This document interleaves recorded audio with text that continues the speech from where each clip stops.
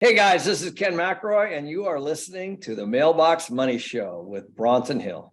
Welcome to the Mailbox Money Show. I am your host, Bronson Hill. Super excited to be here today. We've got an amazing guest in the house and really talking about what does sustainable living look like, not just from a eco-friendly standpoint, but also from something that actually your house actually is a place that you can get food and other sorts of resources and really, especially with the housing crisis, there's a lot of issues that come with how do we create housing in a way that doesn't, damage the environment, or it doesn't cause us to just simply be dependent on having no natural disasters and not have any sort of sustainability for life. So really excited to have him here today. Daryl Urbanski, how you doing, brother?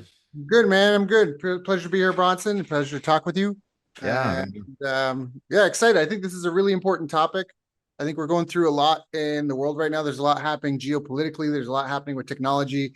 And I think the way that we align ourselves, what we focus on as individuals and as a society and as a species, I think that's probably one of the most important things for us to address, because a lot of people feel that the system's broken or that it doesn't serve them, or only a few are benefiting. And so I think that this is a really important topic for us to discuss. And I think it'll hopefully benefit a lot of the listeners as well. Yeah, absolutely. Well, let's get into a little bit of your story. I know you are you said you're overseas right now. You live overseas, and so you're able to kind of create this amazing business that helps people all around the world. But let's talk a little bit about your journey, kind of how you got started and how did you get to. I know you have a podcast called the Best Business Podcast, which I was a guest on recently. It was a great. Actually, no, I haven't been a guest on your show. I think it's going to be soon. I'm going to be. I feel like I've had conversations with you. That's why I feel like I've been on your show. But talk to us a little bit about kind of how you got started and how this became an opportunity for you as far as your business and the sustainability side. You talking about the Oasis Bio Home? Yes. So my first venue into marketing, I don't know how far back you want to go. I was always, I grew up in Canada, so I shoveled driveways with a buddy for money. I had a paper route.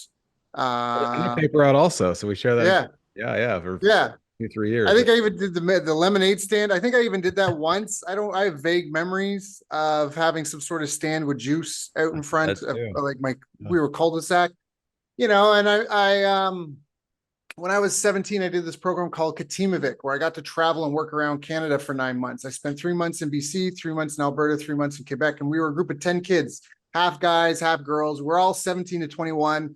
And the basic way that that worked is the company, it was a nonprofit, but they would fly a project manager to the town and give them a budget, and they would have to find a house that could fit everybody.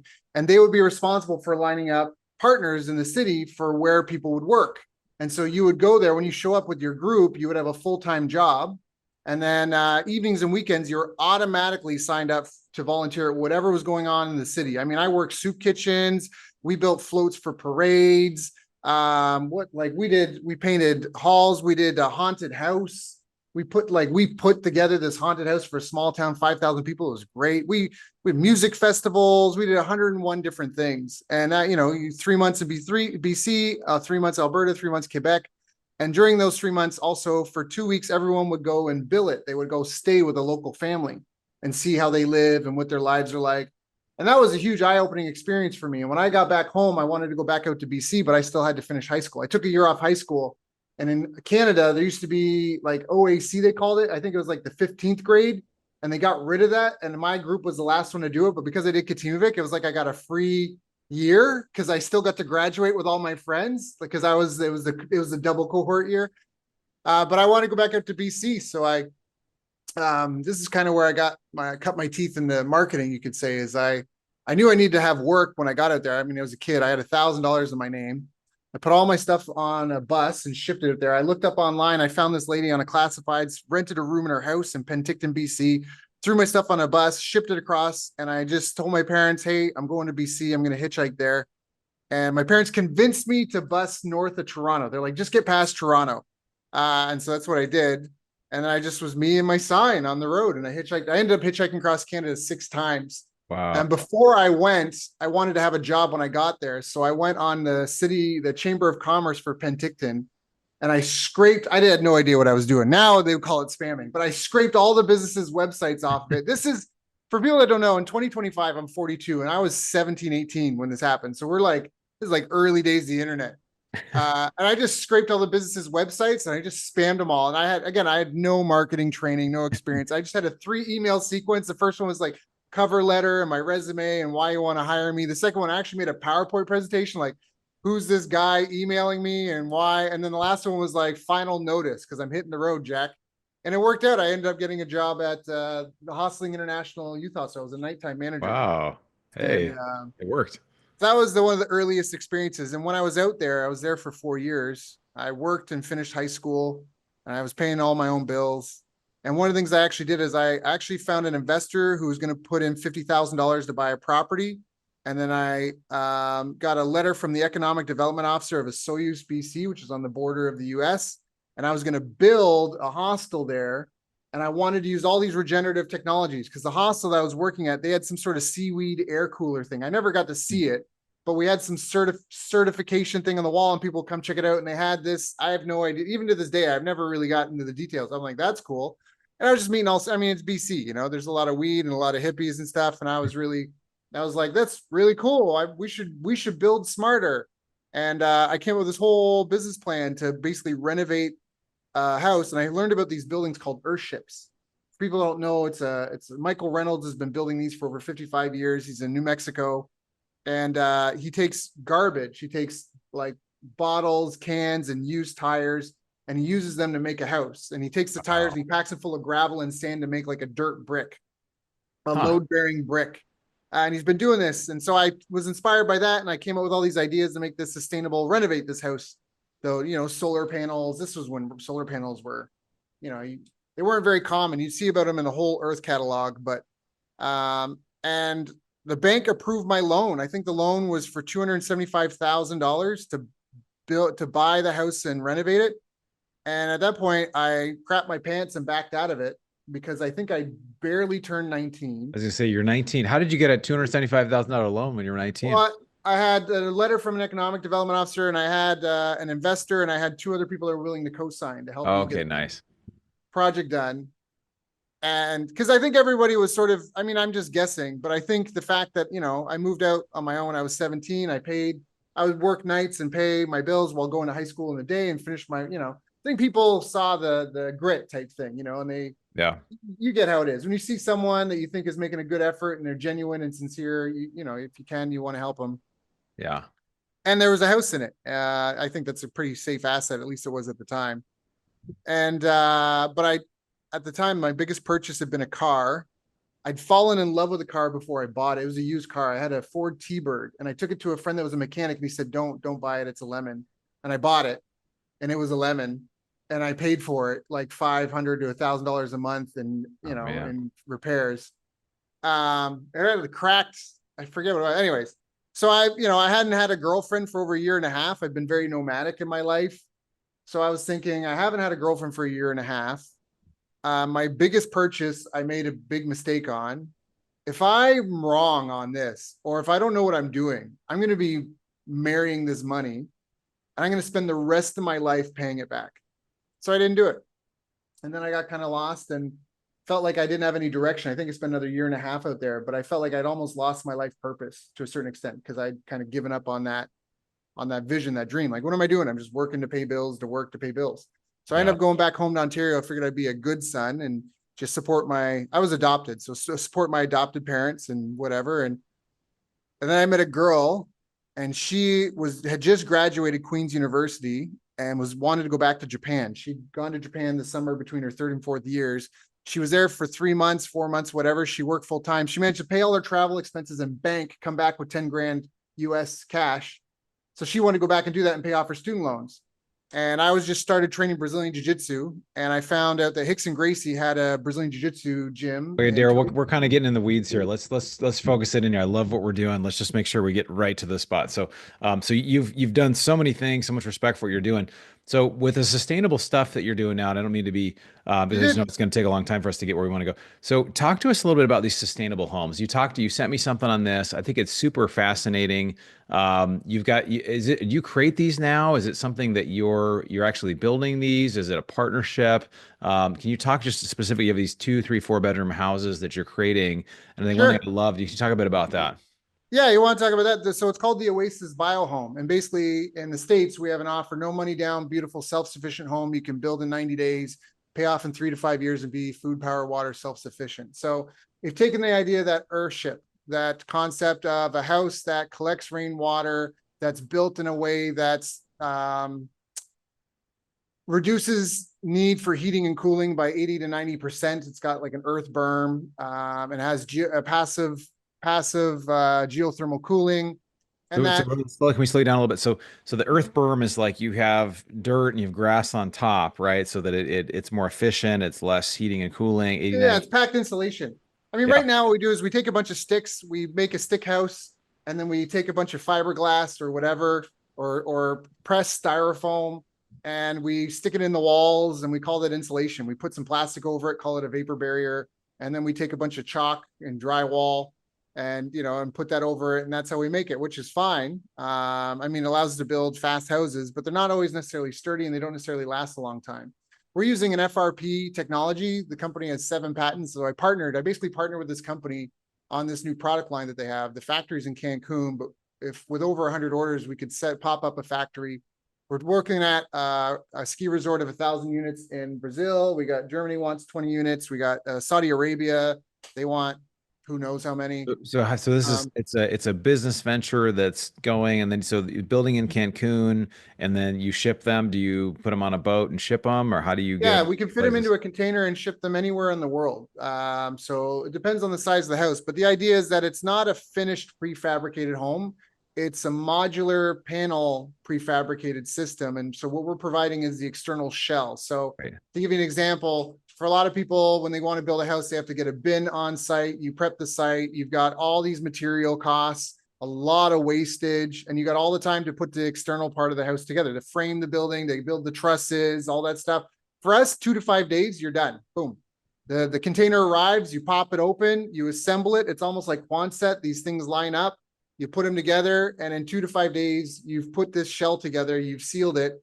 It's waterproofed. Now what you do is you do the electrical and plumbing roughing in on the exterior of the shell. And it's FRP, for people who don't know what that is, it's fiber, resin, polymer, and it's the same stuff they use for spaceships and submarines. Okay, so it's very versatile, do you very have durable. a foundation? Do you have a foundation? Or you don't need a foundation for this. No, you bolt it to the slab. So yeah, you have a cement slab, you bolt it to the slab. Yeah, you seal it. You do all the electrical plumbing roughing in, then you seal that as well. Then you spray foam insulate that, which is a second layer waterproofing. Then you cover it with a black pond EPDM kind of rubber lining, which is the third layer waterproofing. Then you bury it. And so now you've got this little kind of hobbit house looking thing. And they rate super high. We got a bunch of them. So the old model was the Echo Green. And what I did is I got this company to take the Echo Green, and I paid for consultations with Michael Reynolds, the inventor of Earthships, because the Earthships are great, but they're really slow to build. They're stupid expensive. To build a house, you need at least 1,000 tires. It's 30 minutes per tire. That's 500 hours, and all you have are the load-bearing walls. You have nothing done, nothing finished, nothing. And so that's just a big labor debt at the beginning, 500 hours. Like just swinging. Well, what's the website again if people want to? I know we'll get this to the end, but what's the website if people want to check it out? Oasisbiohome.com. They can find out. They can also go to wonderfulstructures.com. So you can go to Oasis Bio Home, which is a dedicated site for the one model, or you can go to Wonderful Structures, who's the manufacturer. And you can see the Echo Green there. They've built those in over 25 countries. And like I said, what we did is with the Echo Green technology, it solves the external building part of an Earthship. So we took the Earthship systems and put them into this. So for example, people may or may not know a house has 2 types of wastewater. They got gray water and black water.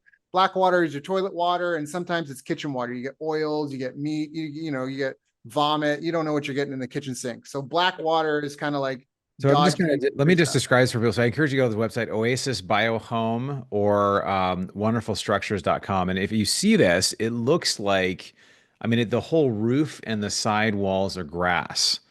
And so you have basically everything. It's way more efficient because you have plants inside, and then there's a lot of sustainable features here. I mean, you really can build it on top of the ground. It kind of looks like obviously it's grass, but I just don't know why more homes don't do this because it's so efficient. Tell me about the other sustainability sides as well. You have it way more energy efficient, and you cook. You can like grow vegetables inside. Sometimes people are growing vegetables. Yeah, well, that's why I was talking about the water. So black water you can't do a lot with necessarily because it can be toxic to humans. humans. So that goes to the septic tank or to the sewer. But the gray water, which is wastewater in your house, the reason why that's pollution is it's full of soaps typically. And soap is high in nitrogen and phosphate. And so when you put that into a lake or a stream or a river, it causes the plant life to bloom, and it upsets the natural ecosystem between plants and animals. That's why it's pollution. So, because we all know if there's too many rabbits, then the foxes increase. And if there's too many foxes and not enough rabbits, but you upset that natural balance. But by pumping the gray water through a garden, like I just had a brain fart, I forget the term, but it's gravel, sand, dirt, garden beds. And you pump it into the bottom. So your shower, your bathroom sink, your washing machine drain all hook up to these indoor garden beds. That's fertilizer. It's fertilizer. So you don't have to fertilize your garden ever. You just take a shower, and you're watering your garden. And so, and then you have, because a lot of people like indoor plants, but they forget to water them, or, like you can keep one alive. Well, if it just lived off like part of an ecosystem. So now with this Oasis Bio Home, most stick-built houses in the United States are about $150 a square foot on the low end, up to $300 a square foot. We come in at about $126 a square foot. And that's finished, ready for occupancy. That's your fixtures, your plumbing, your assembly, your shipping, all that sort of stuff. Right. So we come in with a lower price product. Now you can spend, we have people that have spent, we had a guy in Tennessee that built an Echo Green, and he spared no expense. You can get gold toilets and fly in, marble countertops from Italy. You can do all that stuff if you want. Yeah. But if you're just looking for like the Home Depot special, you're just going to grab some, nice cabinets there and that. We're at about 120. It's about 2.5 times our listed price. So if you take a look at what we provide, the prefabricated part, and you 2.5x it, you double it 0.5. That gives you a rough ballpark estimate for what it would be for ready for occupancy. If you're in a country like Mexico and the Philippines, it's closer to 2 times. So if the list of what you see is 50 grand from us, then you double it. Mexico and the Philippines, it's 100 grand. And the States, you'd be like 112,000. That's our smallest model. That's like 760 square feet on the interior. Our largest model, I think, is 85,000. So it's the same thing. Germany, it's about 2.7x. They pay a little bit extra there, but that's ready for occupancy. So that's this is like, so let's say I'm an investor, I want to build a house like this. I've got to order the kit, you guys send it over, and then I still have to have a contractor put it together and then put the different pieces. And what's the total time to kind of get it moving ready once your container arrives, I guess, generally? So manufacturing is about 3 to 5 weeks, then shipping. And then, like I said, you can assemble it in 2 to 5 days. And then with all the exterior finishes, you're talking about 2 weeks. You're in 2 weeks to maximum a month if you're slow. And then it's all interior finishings after that. So some of these people would do like on your wonderful structure site. Some people would be like you said, high-end homes. Some people are doing Airbnb. Some people are like cool spots that you can create this really unique experience. And then I imagine there'd be investors. Investors want to do Airbnbs. Investors want to create a second home or something like that. And just to like again, if somebody's driving or something can't go to these sites and see it, it doesn't look like you're like in the ground or something. Like it looks like a house. Oh, it's a luxury. Windows, it's luxury. It's really nice looking. Yeah. If someone registers on the website and contacts me, I can send them a list of ones that are listed on Airbnb. And these are even some of the earliest models. And they're like, a lot of these are rated as top 1% on Airbnb, top 5% on Airbnb. Worldwide, these models, the Echo Green model, which is the Oasis without the systems, it's like 5 out of 5. There's one in Ecuador, 5 out of 5 with 67 reviews. Like I said, we built them in over 25 different countries. And now what we've done is like, there's a guy in Hawaii who built one. And once he got his built, then he bought solar panels and a rainwater system. And it's like duct tape and bubble gum trying to have this like, hybrid, not necessarily off-grid, but hybrid living setup. And the Oasis just has it blended in there. So the idea is that you buy this, you build it, you pay it off, and now you've got no power bill, no water bill, or drastically reduced. You're more resilient to the elements. The outside temperature isn't going to change the inside temperature very much. And you can grow a small amount of food, because this is something we talked about before we record. A lot of people, like, it's great to have money. COVID for me was a wake-up call that I can have life insurance and a big bank account, but when I'm locked in my condo and I can't go to the grocery store, or if I'm because I was in Vietnam, I didn't speak the language. We got locked in our condo in the beginning of February. I couldn't go to the grocery store. I couldn't go to an ATM. I could order stuff online, but I don't read Vietnamese. You know what I mean? Right. So it's like none of that stuff is any good at this point. That's great. I've had friends that have been places when hurricanes hit. And one buddy was telling me a story about the hotel, the windows popping because the wind was so strong and the hotel flooded with water and that. And then after the aftermath is what was dangerous because the gas station, the gas pumps don't work, the ATMs don't work. You only got the cash that's on you that you can carry. Man, it would be so good to have a place to go and you don't have to worry about any of that. You got power from the sky. Even if you don't have power, you got water from the sky. The whole building's designed to collect rainwater. So the building, you build a French drain around the property that collects all the rainwater and that you pump up and then use it. It gets water, you know, again, you can be on city water, you can be hybrid or off grid, but we've got people that are looking at putting these next to Hilton 5-star hotels because there's, you know, when you buy land, because if you want to build a building, you need power, water, sewer. The land you buy comes at a premium because somebody had to invest the money in the infrastructure. But if you have a house that you can put anywhere, you can buy land for pennies on the dollar and build this and still have a functioning unit, still have a functioning home, depending on where you are. What's the annual rainfall, right? And as long as you got that figured out, and for most the punchline is most places you'll be fine. Yeah. Most places you'll be fine. Yeah. And so now you can do, there's people that want to do this for retirement communities. There's a lady in New York, she wants 26 to 86 for a retirement community. Like I said, we got a guy that wants these as ski resorts in Brazil. I thought he was pulling my leg because I'm like, snow in Brazil. Apparently they're working on it. They made some sort of breakthrough with a snowmaker. There's people that are really, you know, that are really prepper type. There's people that want to build them as a rental. There's a family that just wants to build a couple. We've got one in Hemet, California that are looking into building 8 units in like a little cul-de-sac kind of configuration, you know, just selling 3 to family members and renting out the others. But to me, these houses are lifeboats and they really represent freedom because a lot of people, I do business coaching and consulting, and I held a mastermind lunch in Singapore and I had about 10 business leaders there. And one of these guys, I was talking about the Oasis because I was really excited about it. And he said, well, you know, Daryl, Singapore has got one of the highest percentages of home ownership in the world. And he felt really proud. And he's a nice guy. And I said, do you mean condos? And he said, yes. And I said, how long can you miss your condo fee before they take your precious condo away from you? And so they own their home, but they've got to pay their insurance and their water bill and their electric bill and their condo fee. And so it's death by subscription. And that's not real.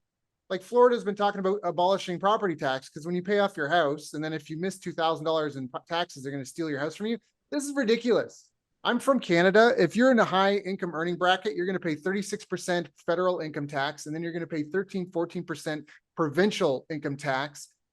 Every dollar you spend in your day-to-day life, you are paying a 15% sales tax on everything you buy.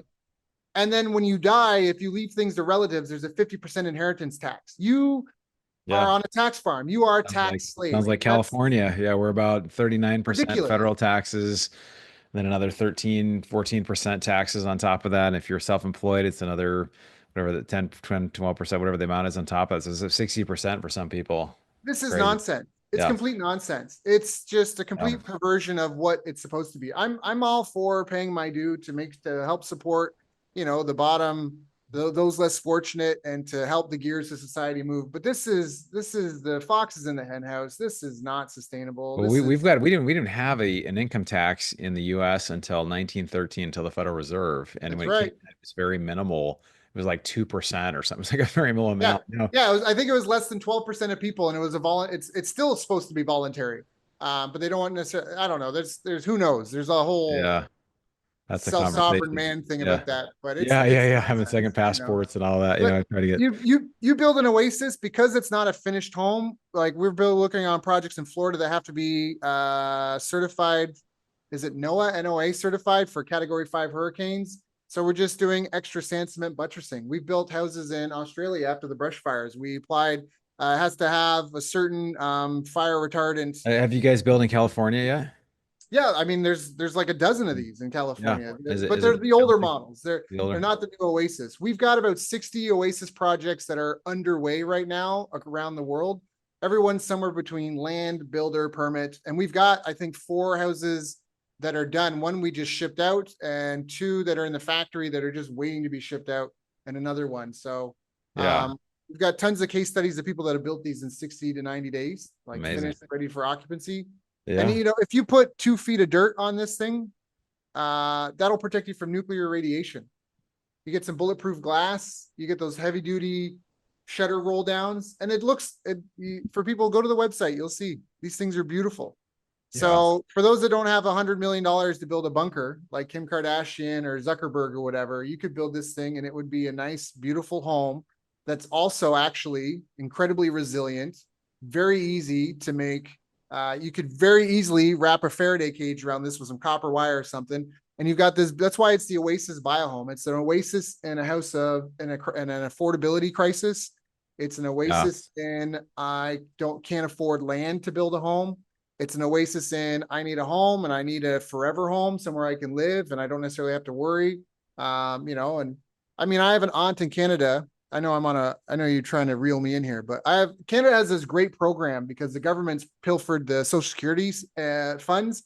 And so they want to get rid of as many old people as they can. So they have this medically assisted intentional death program made where basically you go see your doctor. You're like, hey, I'm kind of feeling sad. And they go, oh, have you tried dying? And you're like, no, I haven't considered that. And they go, oh, it's great. You should really try it. And you go, really? And they go, yeah, come back next Thursday. So you come back next Thursday and they put you down like a dog and the doctor gets their 20 grand or whatever fee for killing you. And then the government inhales all your assets and doesn't have to pay you your Social Security because the politicians are corrupt and anyways, mismanage the funds. And so I have an aunt in Canada that got that program for that exact reason. She didn't want to ask for help. My parents know 5 people that have taken that program. And the majority of the reasons are people don't want to be living on the street when they're old. And then what are they going to do? Like, what am I, what, Like an assisted suicide for older people. Is that what it is? Kind of well, thing. for older people, or if you're, you got medical issues and that, it's an opt-out. It's an opt-out. And I'm so sick of this with the way society's gone. I get it. But there's a huge anti-humanity sentiment. And I'm just so sick of it. You buy an Oasis Bio Home, this is a legacy. You own this. It can feed you. It can protect you. For the States, because you're in the States, what's crazy is some states don't allow you to collect rainwater, which is crazy. I'm like, what's next? You're going to tell me I can't, sorry, you've had your quota of sunlight today. What's the reason? What's the reason they would say that? I have no idea. They're psychopaths, control freaks. I have no idea. I'm like, what's next? You're gonna regulate how much oxygen and sunlight I can have? Oh, I'm sorry. Like, this is just so stupid, some of these things. And that's why I say at the beginning of the call, how we align ourselves and what we align ourselves for is mission critical. And I think, talk about the Oasis. There's a guy, I think he's got 17 acres and he's subdividing a subdivision. And he's already subdividing the lots. And he doesn't have to pay millions of dollars to put power lines and water mains and sewers out there.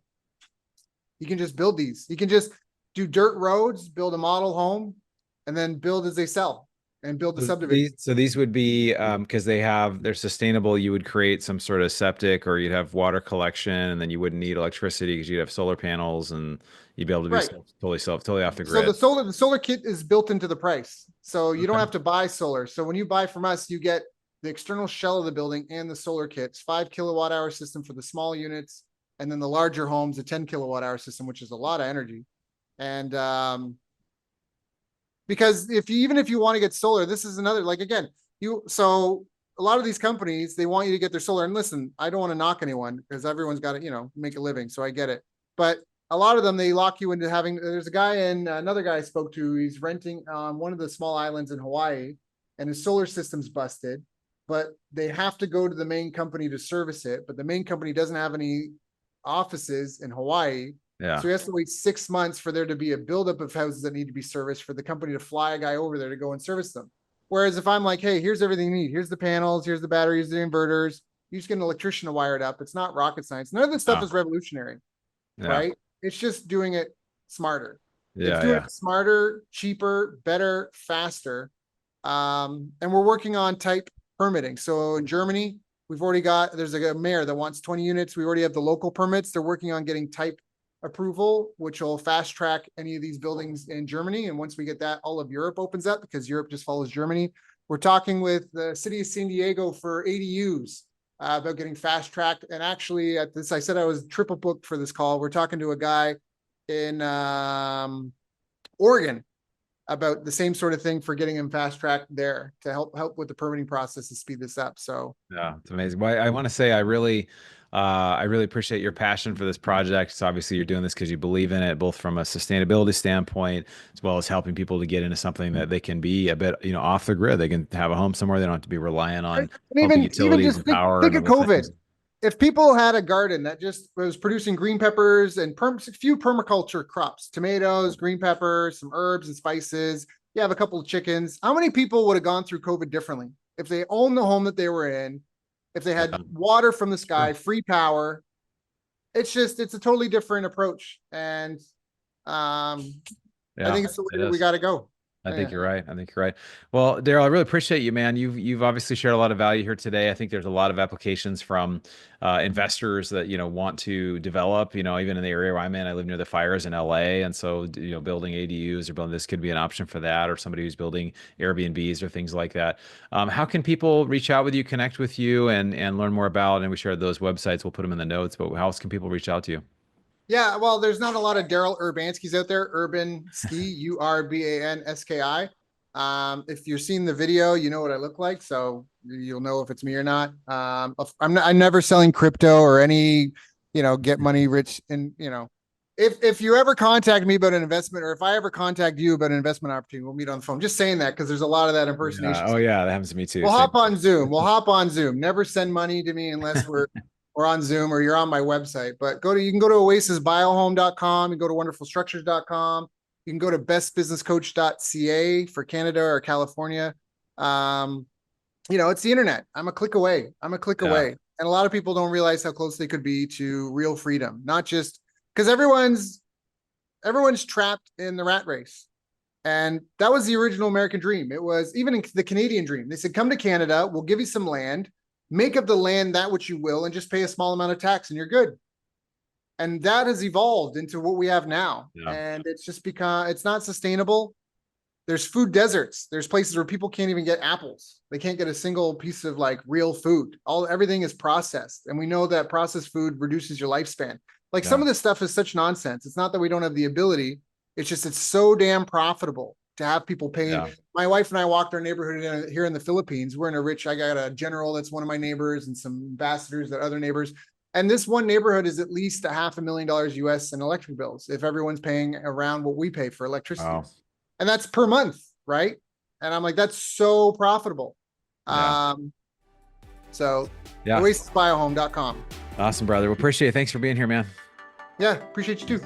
All right, well, lots of passion here. You can tell Daryl's super passionate about really helping people to be sustainable. And after we just stopped recording, he just mentioned that, hey, if I were, 19 and I were young, it would be amazing to have a business and just buy, have a house that's kind of off the grid. And the reason why is because, wherever you live, utility costs have gone crazy. Actually, where I live in the great state of California, the People's Republic of California, they say gas prices for cars, we're close to $5 a gallon now. They should be about around $8 a gallon or above $8.50 a gallon by next year, which is and there's a whole story behind that, just the way that they've really, demonized, oil and gas and stuff that we really like to invest in.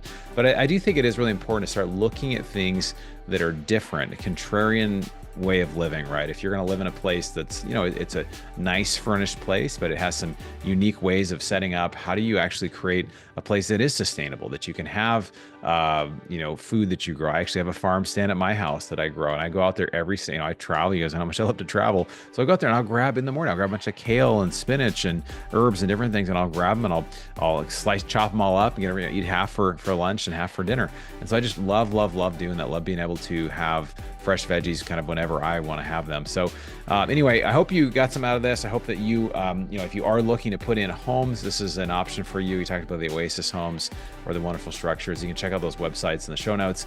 And I hope you enjoyed this episode. Look forward to catching you on the next episode of the Mailbox Money Show. You've been listening to the Mailbox Money Podcast. For more free resources, articles, and videos, go to bronsonequity.com. There you can download your copy of the special report, The Single Best Investment Strategy During and After a Pandemic. None of the information shared here is an offer to buy a specific investment, and this is for educational purposes only. Consult your financial, legal, and tax professionals and use your own common sense before making any investment decisions. Thanks for joining us, and be sure to tune in next time for more Mailbox Money.